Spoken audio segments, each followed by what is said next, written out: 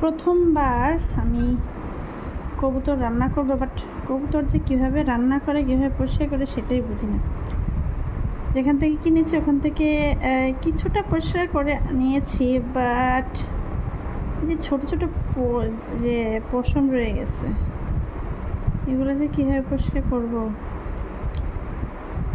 রান্না করব। আসলে আমার ছেলেটা ইদানিং একটু অসুস্থই, তো অসুস্থ বলতে একটা ও বলে শুধু ওর পায়ে ব্যথা করে আর কি, ওরকম। তো সবাই বলছে যে কিছু কবুতরের মাংস, কচি মুরগি, এগুলা ওকে একটু রান্না করে খাওয়ানোর জন্য।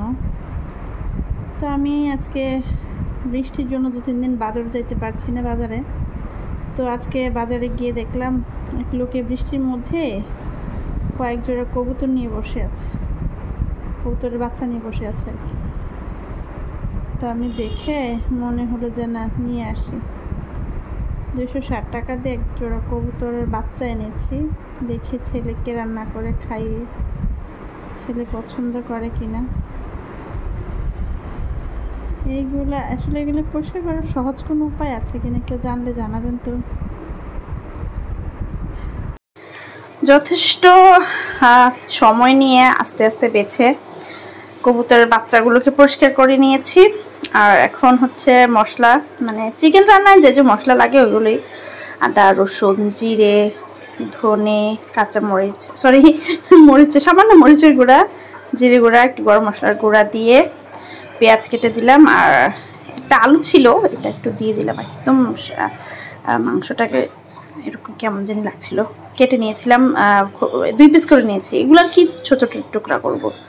আমি একটা বিষয় খেয়াল করলাম যে দেশি মুরগির যে গিলা হয় না, কবুতরের বাচ্চার গিলাগুলো ঠিক ওরকম, এর থেকে মনে হয় এর ওজন হচ্ছে বেশি, আর গিলাটা বড়, অনেক টাইট। দেশি মুরগির মাংসটা যেরকম টাইট, কবুতরের বাচ্চার মাংসটা ঠিক ওরকম টাইট। আর রান্না করার পরে দেখলাম ভিতরের হাড়গুলো তো একেবারে নরম, আঙুলে চিপ দিলে একদম ভেঙে যাচ্ছে, কিন্তু মাংসটা খুবই টাইট, সহজে ভাঙছে না। তবে মজা, হ্যাঁ, কবুতরের মাংসটা মজা। তো আমার বাচ্চা তো খুব ভালো করে খেয়েছে।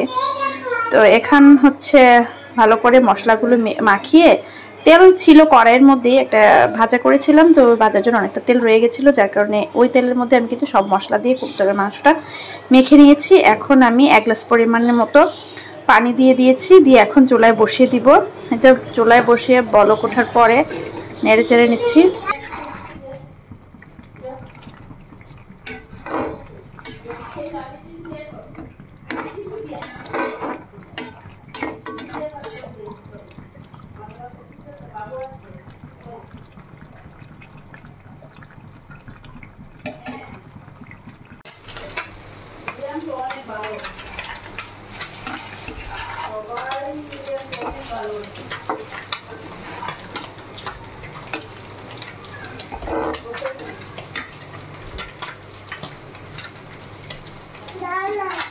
দিব